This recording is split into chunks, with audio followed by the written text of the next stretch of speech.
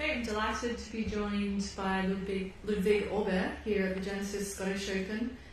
Ludvig, you have 2 weeks coming up in Scotland, obviously looking ahead to the Open next week, but how important is it for you to prepare and to be here this week at the Renaissance Club, and what are you looking to get out of the week? Yeah, absolutely. I mean, it's a world-class event, and it's really fun to be here. The golf course is hard, but the weather looks to be decent, I think, so fingers crossed, but we don't expect too much, I guess. But yeah, I got to play this event last year for the first time, and it's nice to be back, and obviously playing in Europe is fun. Speaking about playing in Europe, what do you make of the fans in Europe comparative to as well of being in America, and what do you enjoy about playing in front of the crowds over here? It's so much fun. First off, the crowds are great. They're always very supportive in Europe, and I'd like to think that it's a little bit different playing in America. Obviously, it's great as well, but over here, it's almost like I'm one of their own, and it's fun to feel that. It's fun to feel the support, and hopefully we'll give them something to cheer for as well this week. Okay, we're going to open with questions just from the front with Craig. Hi Ludwig, you came here last year. A lot of people didn't really know who you were, didn't really know a lot about you. It was, maybe a lot of it was new for you as well. How different does it feel this time around, and can you have imagined where you are now when you walked in here last year? Yes, it definitely feels a little bit different. I'm a little bit warmer in the clothes now, and I know a little bit more what's to expect and what's going on. But you know, I still feel super fortunate to be able to play these events, and it's been a great 12 months since. And it's yeah, like you said, if someone told me this would happen in 12 months, I'm not sure I would believe that guy. But on the other hand, I feel like I've always had great people around me, people that I trust and people that help me a lot. So try to keep it that way, and then hope to be back here and say the same thing in 12 months' time. Okay, Phil. Hi Ludwig. I hope this is right because I was just trying to find it on social media and I couldn't. But did you play Troon recently with? I did with Victor on Monday. Yeah. On Monday. Can you just talk us through what you thought of the venue for next week? What it was? Yeah, it was great. We had a very uncharacteristic day in Scotland where it was 20 degrees and sunny and no wind. So I don't think it'll be that way next week. At least we don't expect it to be. But the golf course was great. It was tough. It was my first time there, and I remembered a lot of those holes from watching when Henrik won in 2016. I think that should be a national holiday in Sweden. It was a very cool day, and the place is really cool. It will be challenging, obviously. The back nine and the front nine are a little bit different. Front nine is a little bit more easier and more gettable, and then you make the switch around 10, and all of a sudden you get the wind into your face instead. So it'll be a good challenge, and looking forward to it. Did you get those conditions where the prevailing wind is downwind on the front? Yeah, we had that wind, but it was very light, so it was nothing like I know it can be there. So it'll probably look a little bit different next week, but it was still good to see it. And you mentioned obviously Henrik winning there in 2016 in record fashion. Have you ever spoken to him about it, or seen? You mentioned seeing it on TV or YouTube? Mm-hmm, yeah, I definitely remember watching it as it happened. I was in high school at the time, and it was a cool day for Swedish golf. Obviously, what he's done for Swedish golf is amazing, and I've never talked to him about it, but hopefully we can share a conversation about that. Okay, Martin. What have you learned about yourself in the last 12 months? I mean, everything's been on the up and up, and obviously the Masters, and then you had a little sort of disappointment in the last round of the US Open. What have you sort of learned overall about yourself, and what is still to learn for you? Yeah, that's a good question. I think there's always things you learn about yourself, whether you're playing well or not.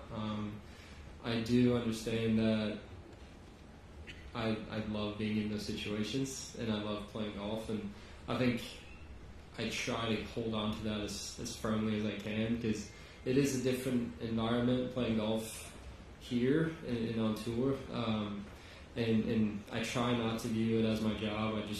I want to be that 16-year-old kid that plays golf and absolutely loves it. So I try to keep holding on to that, and I think that's very important. But yeah, I feel very, very fortunate to be able to do this for a living. regardless of the US Open, the disappointment.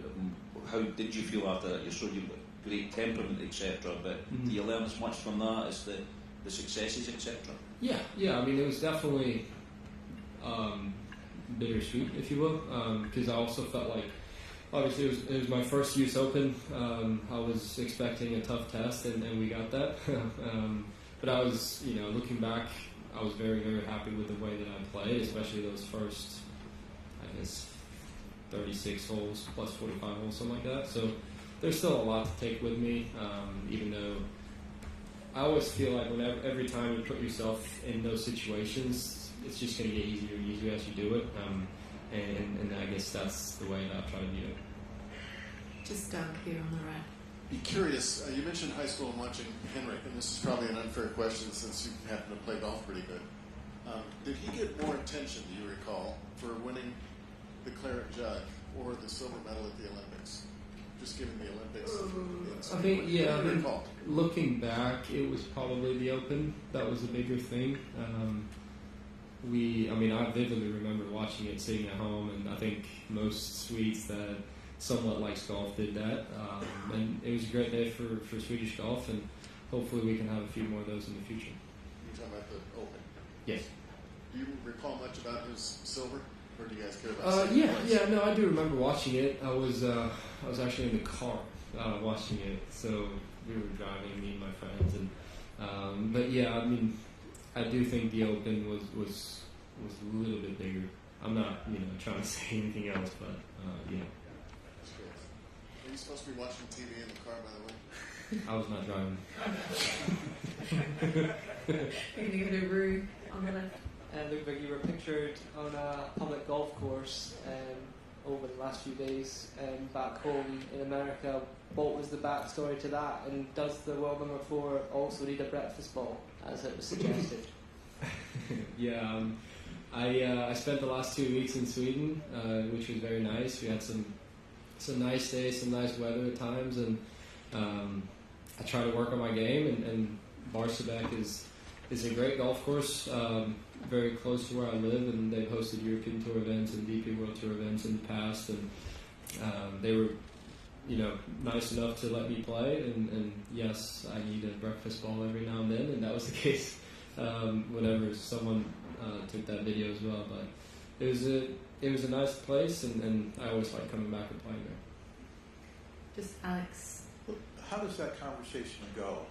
You just pick up the phone and call the golf course and say, yeah, it wasn't necessarily me that picked up the phone and called. I think I was given the green light from my management company. I guess they asked and said if it was okay to hang out there for a day. And do they make a big thing when you show up?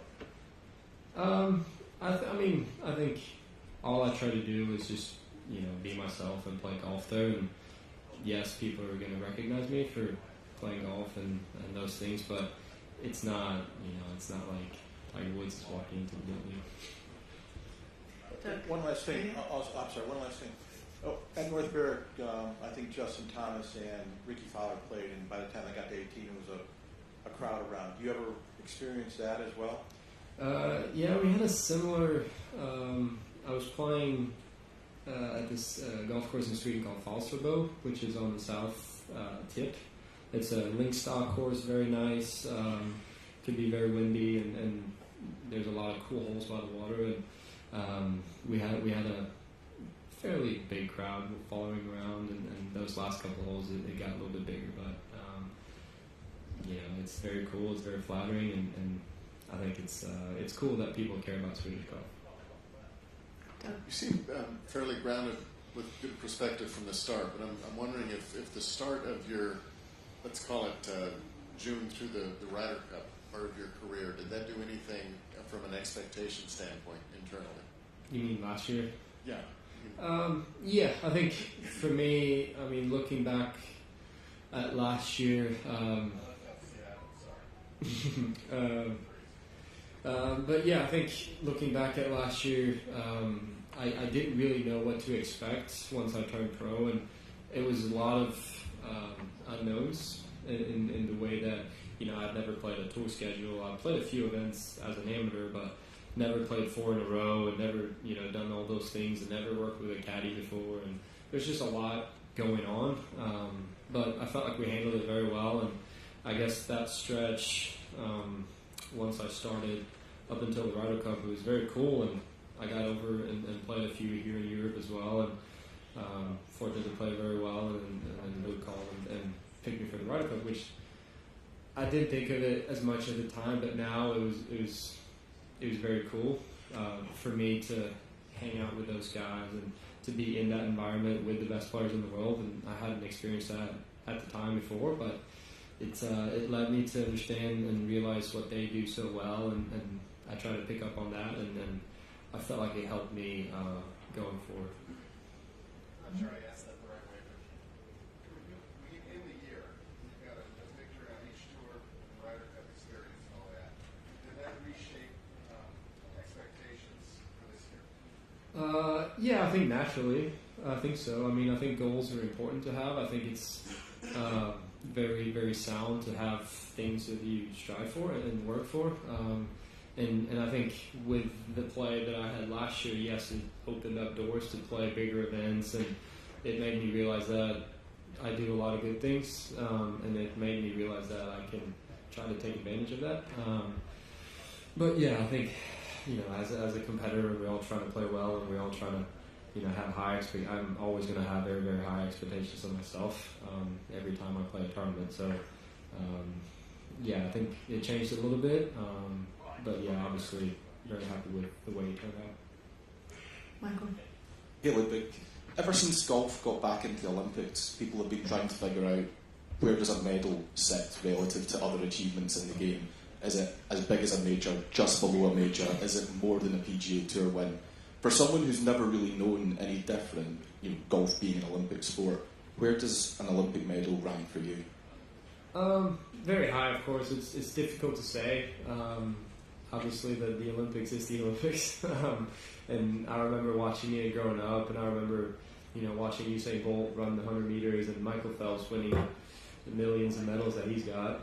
So yes, it's very cool. I think just the experience of representing your country, you know, it comes with a lot of pride, and it's a feeling that I bet is going to be difficult to compare with. But yes, obviously looking forward to it a lot, but I think it's difficult to rank it. Obviously, when you're playing, you most want to represent you as well as you can, and then obviously represent your country as well as you can as well. And just as a very quick follow-up on that, have you got any plans to go to like, the opening ceremony if you're able to take in other sports whilst you're part of it? I definitely want to watch other sports when I'm there. I'm trying to do that. I want to stay in the village at night as well, just to kind of soak it in. I'm not sure I want to go in the gym because I'll feel not as big. But yeah, I definitely want to watch the athletics. I think for me that's the Olympics a little bit. That's what I remember growing up and watching, and the high jumps and the 300 meters or 400 meters and all these things. So definitely want to try to do that, and then see what we get. Okay. Think one final one. Go for it, Phil. Why not?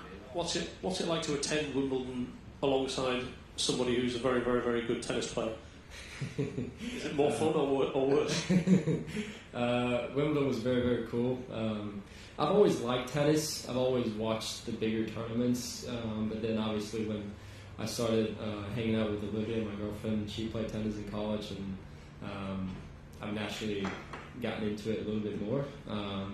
But we had she loved it. It was very cool for me to have that experience with her. But yeah, I mean, the place is so cool. There's a lot of similarities, I think, between golf and tennis, and Wimbledon and Center Court is kind of like the Mecca. So for me to kind of experience that from afar was pretty cool. Plenty of brownie points for you for taking Olivia there? What's that? Do you get plenty of brownie points? Yeah, I mean, she wasn't mad at me, so that was good, I guess.